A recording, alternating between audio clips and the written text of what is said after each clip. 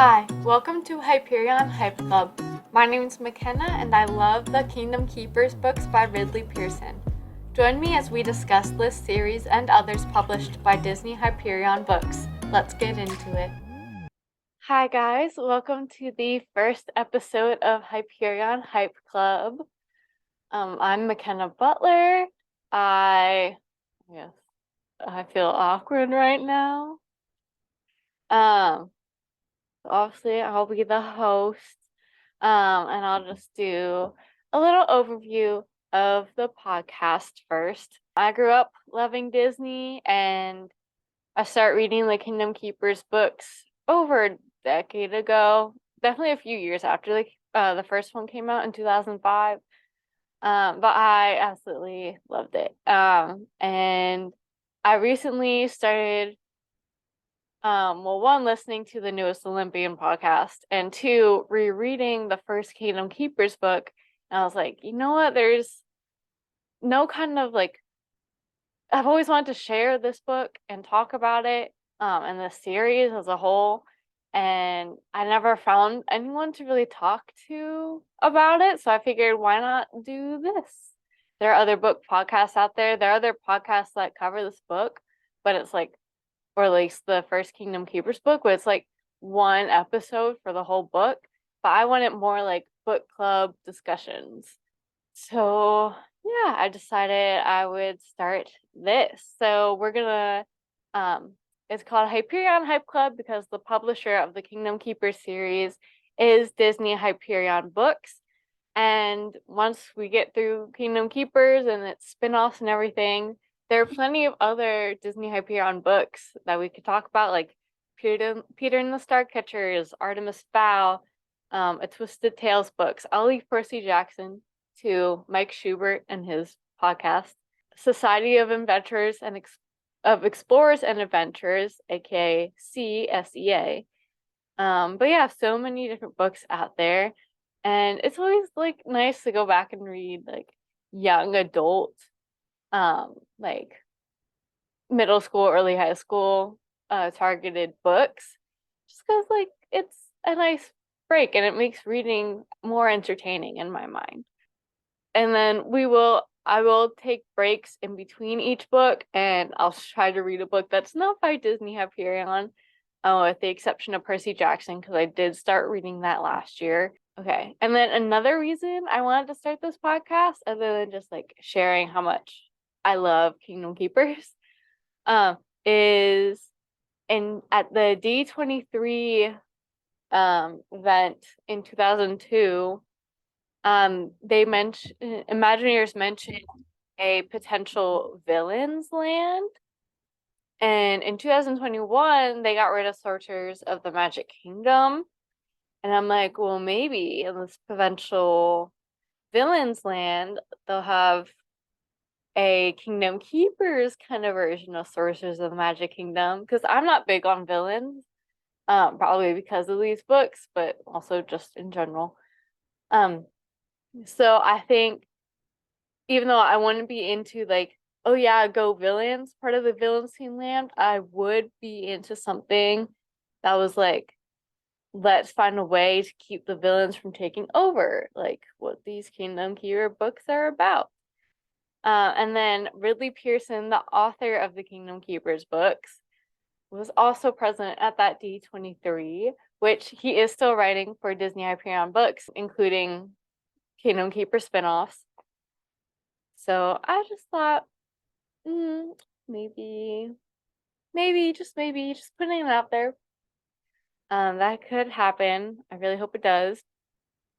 And I wanted to start with Kingdom Keepers because obviously I know it. It's the Disney-Hyperion series I really know. And absolutely love it. And I think that it's so cool that Ridley Pearson worked with Imagineers and other Disney cast members and got tours and information from them, because it just makes the details in this book so good, and it makes the books magical too, in my opinion. So we'll read about 50 pages at a time. So like I said before, this will be more like a book club kind of thing. I mean, I've never been part of a book club, so I don't know how much of it they actually spend talking about the book and how much they spend talking about other stuff. But we'll keep this about the book, and it's not like a read through or a more thorough synopsis like the newest Olympian or other podcasts like that that I don't listen to, so I don't really know. Oh, and I don't have the updated versions of these books. I know he's released some. I'm guessing it's more like details or like calling it Disney's Hollywood Studios instead of MGM Studios and stuff like that. But yeah, so I'm going off the original versions that I have. So maybe if you got an updated version, it might differ slightly from mine. Also, this is going to be a place to escape from the real world. I'm not going to be bringing in any current events, if like real world problems, because not everyone needs to be talking like about it all the time. And yes, I think about that stuff in my own life and talk about it with people I know. But I want this to be a place where we just don't have to listen to or talk about that. So I guess with that, we will start with chapters 1 through 7 of Kingdom Keepers Disney After Dark. Like I said before, it was published in 2005. And I'll just do a brief overview of what we see in these first 50 pages of the book. Character-wise, Finn Whitman, he's kind of the lead, as I see it throughout most of the books. And he is one of the DHIs, or Disney Host Interactive, or also stands for Daylight Hologram Imaging. And the other DHIs, or the other hosts, as they're sometimes called, are Charlene Turner. She comes across as very blonde and beautiful and a little sporty. And then the other ones who we haven't really met yet are Philby, Maybeck, and Willa. And then we've also met Wayne. He is the Imagineer behind the DHIs, and he also knew Walt Disney, which is really pretty cool. And then there's Amanda, who is kind of like a romantic interest or whatever of Finn. And then it says in these first 50 pages that she must have a parent or something that works at the parks or MGM or something.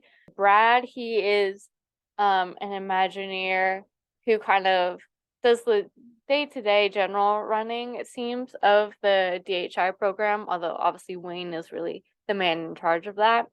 And Dillard Cole is Finn Whitman's best friend. And I mention him because he is important later on, and especially in some later books. And then DHIs, since they are hosts currently only in Magic Kingdom, the DHI kids have to get permission to visit the park, and if they do, they have to go in disguise.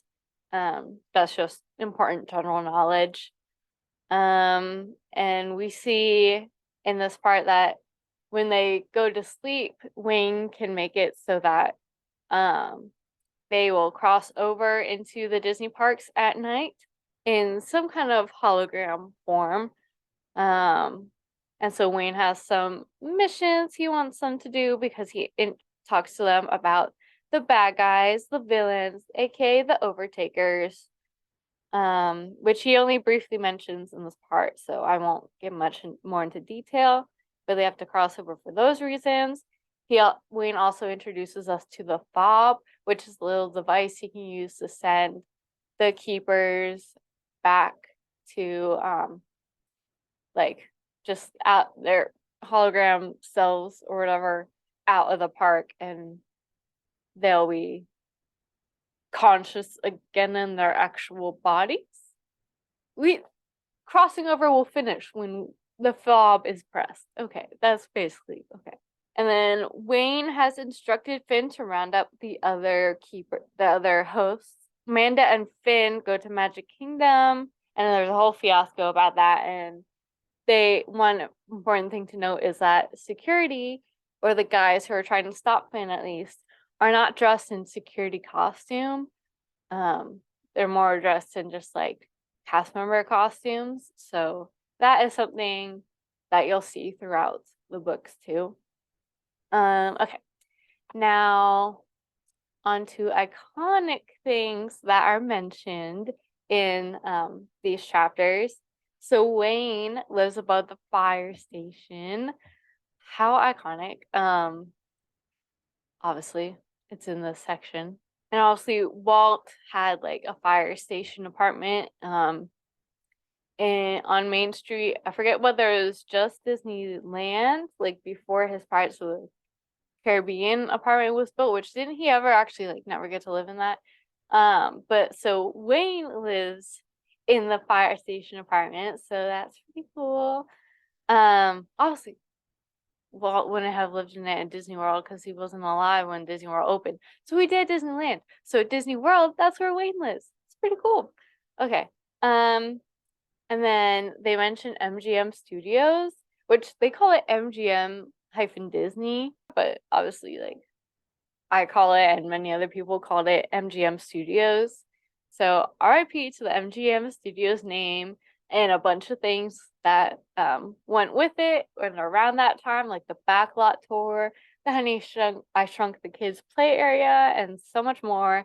Comment what you missed about old MGM Studios or older Disney Hollywood studios below.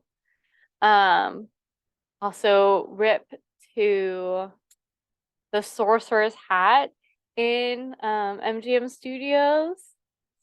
Ugh, what great. Like the big one in the plaza. Like, yeah, you guys know. You guys know. Oh, Virtual Magic Kingdom. They mentioned that, and they'll get more into that in what is going on with my go away. Go away. I did not ask for this. But they'll get more into it in other what is it? Other parts of the book. But if you've never seen Virtual Magic Kingdom, it was kind of just like a play or like I don't know, think Neopets or something, Webkins, but you create a character, and you go around to these magical places. Although there is a new thing that's like my VMK, that I haven't played, but if you guys think I should play it on here, I'm like create a YouTube video of me checking it out. I totally will register. So just let me know. Let's see. RIP to Fast Pass, that was mentioned, and will probably be mentioned many other times. And then RIP to the Goofy bench in front of Tony's Town Square Theater and other character benches in that Main Street. Is that the plaza? No, that's not the plaza area. That's at the other end. Just Main Street, Town Square. There we go. All those character benches. And then two more iconic things mentioned: the ghost horse outside of Haunted Mansion and the Haunted Mansion stretching room. Okay, moving on. Let's talk a little more about Wayne. So both Finn and Maybeck have mentioned auditioning for stuff in the past and never getting a role. And is that fate that because if you become a DHI, like none of them, they wanted unknown faces. That was the whole thing. So was it fate that they never got anything in the past? Did Wayne somehow like have this years in the making who he was gonna pick? Even though he says at one point something like to Finn, he says something like, I liked you from your first audition tape or whatever, which I'm guessing was the DHI audition tape. Or is it just a coincidence that both of them have auditioned for stuff, never gotten it, and then they both get this DHI thing? And then Finn was the chosen leader by Wayne before this whole thing even starts, before the kids start crossing over and everything. So there's no naturally seeing who becomes the leader or letting the kids decide. And I think Wayne's either very trusting of his gut, or there needs to be a chosen leader from the get-go so things can actually get done. Let's see. And we see the beginning of, I think Finn and Wayne have a beautiful, kind of unique, kind of beautiful relationship throughout the books. So this is the beginning of that, which I think is really nice, and I'm getting nostalgic and sentimental, but I think that's cool. Um, and then I like how right from the start, Wayne expects Finn and the others to figure some things out themselves. Um, because he won't just straight up give them the answer to everything. Like he needs to make sure that if he's not there, they can still figure stuff out for themselves and like put two and two together kind of. So that's pretty good prep that he's starting that from literally like the first time he meets them, or at least meets Finn. So that's Wayne for now. And then I mean this is gonna go on. There's always going to be some kind of romantic interest throughout the books.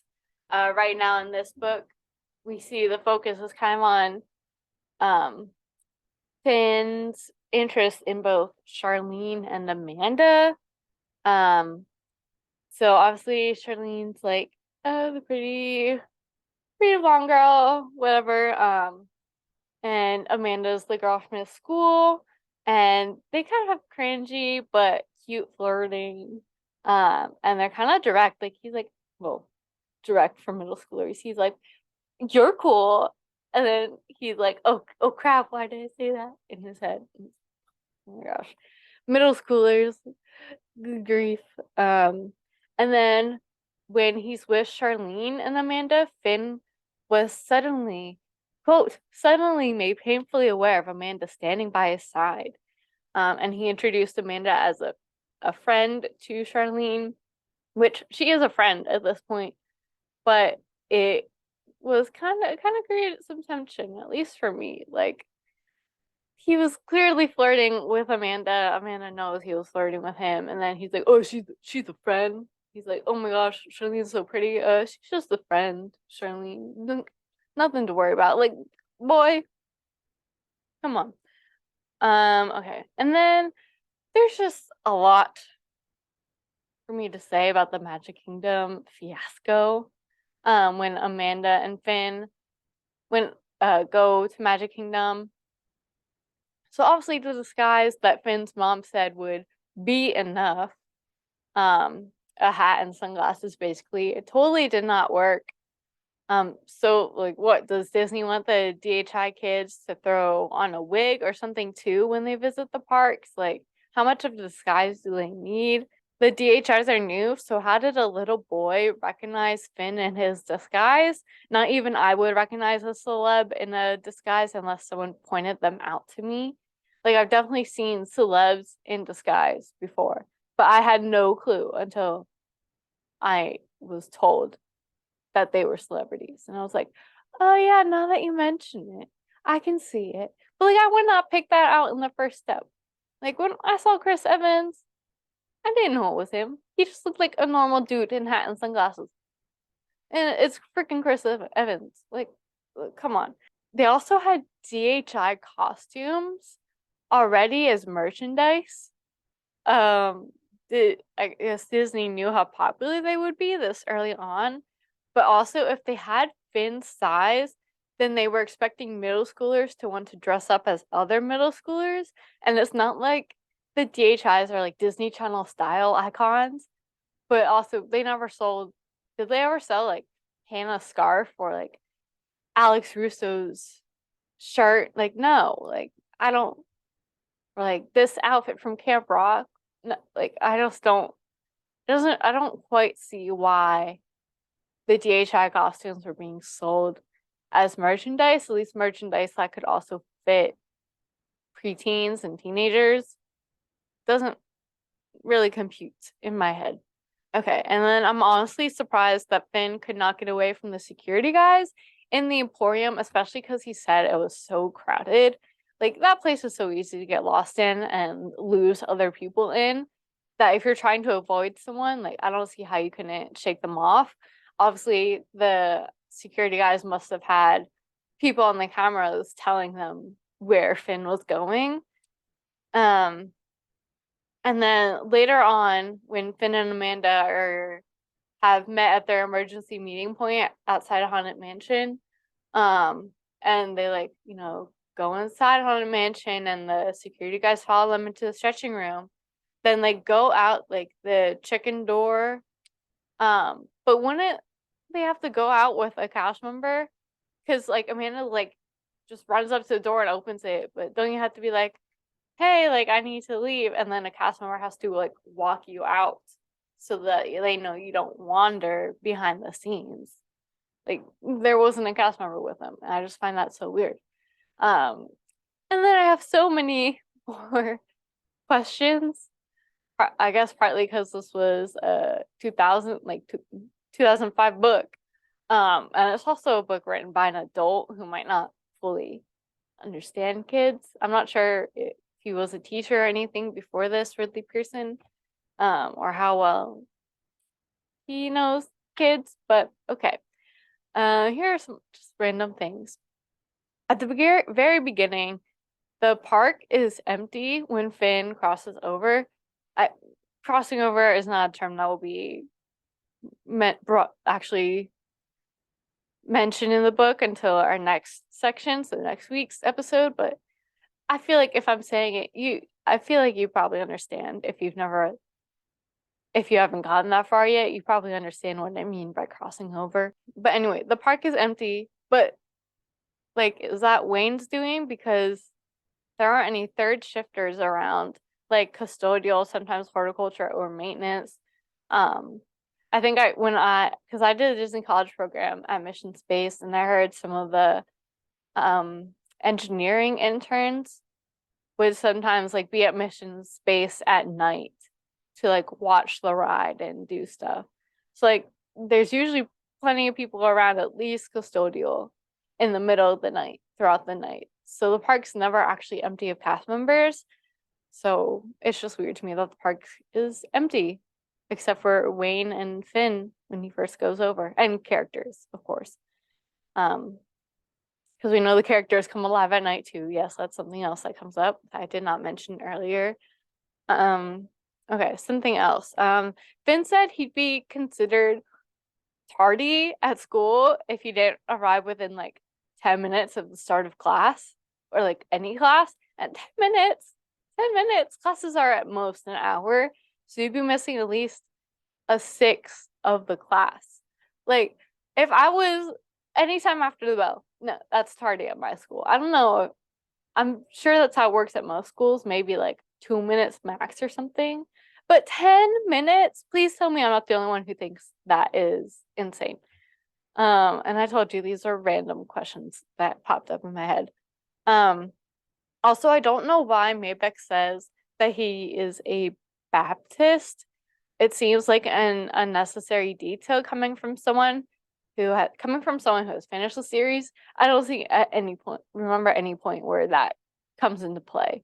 Another unnecessary thing that we will touch on in the next episode is fat shaming. So yeah, I will leave that unnecessary detail for the next episode when there's more to talk about. But it is a thing.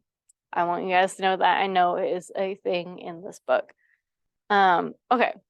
Then when Finn and Amanda go to Lee Middle School to like find which host goes to school there, aka Charlene, it says there's a bully wearing, or well, I just described the kid as a bully. Finn's like, oh, the big kid. But he is wearing a Colorado Avalanche jersey, colorful jams, and new Nikes. And let me just show you guys who are watching a YouTube video what that looks like. Because, wait, if that goes away.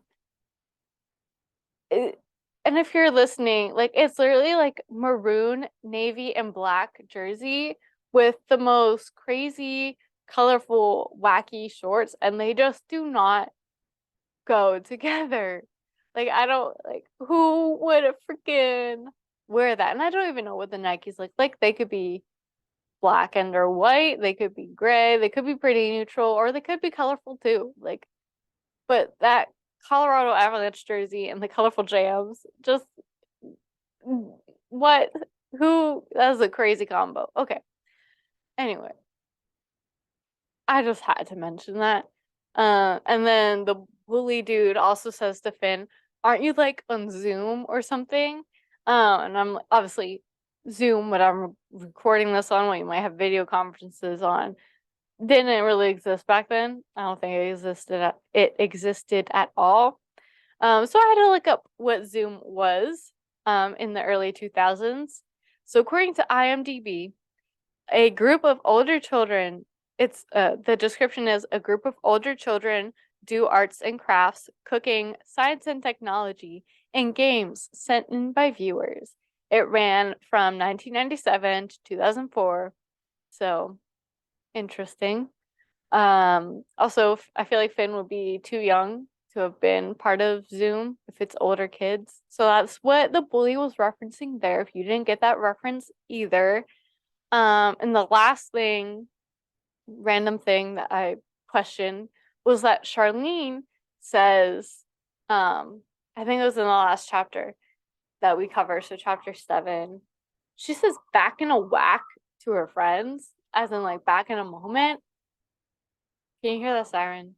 There are always sirens like, oh. Okay. But back in I looked it up, okay, and I could not find anything about it from just the brief scroll on Google that I did. Did anyone say back in a whack? Or is that just like some random saying that Ridley Pearson pulled out of nowhere? Like, please tell me if you or your friends or whatever have ever said back in a whack. Like, what? Okay.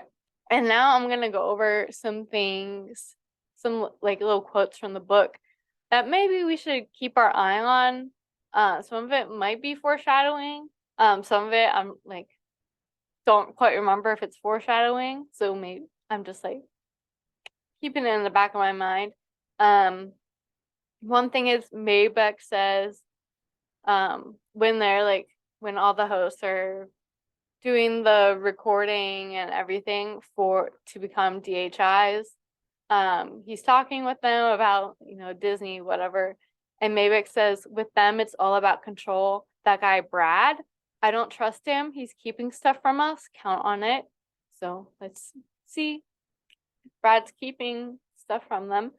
And then Maybeck also says, I never trust anyone but myself.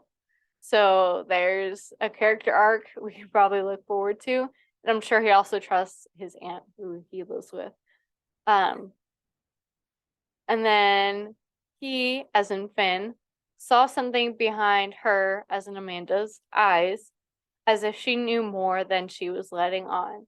And this was when they were leaving the parks after the Magic Kingdom fiasco and going to Brad to ask for the other keepers like names and info. And he and Amanda have brought back up the Overtakers. So does Amanda know more than she is letting on about the Overtakers? I honestly can't remember. But again, something to keep our eyes on. And then lastly, there was a title drop in chapter 7 by Finn. He tells Darlene to get her attention, to like make her listen to him. He says Disney After Dark. So there's the title of the book. And obviously it references how the kids are going to Disney after dark, after the parks close. So yeah, that's what I have for this episode. Please leave any comments or questions. Tell me ways I can improve, because I'm sure it was a little rough and shaky for this first episode. If you guys want to follow me on social media, I'll leave some of that information down below. I do have like a Disney Instagram and stuff, Disney Safari Girl. I also do a podcast with both my sisters called Long Distance Sisters, so you guys can check that out. There's a hyphen between long and distance. And yeah, I hope to see you guys in the next episode. I believe we are covering chapters 8 through 11. So yeah, see you guys next week. Bye. Thank you guys so much for listening to this episode. Please remember to rate, review, subscribe, and follow. Also, please chat with me and other members of this club in the comments of the YouTube video. My other social media information and a link to the Long Distance Sisters podcast I am also part of will be below. Back in a whack.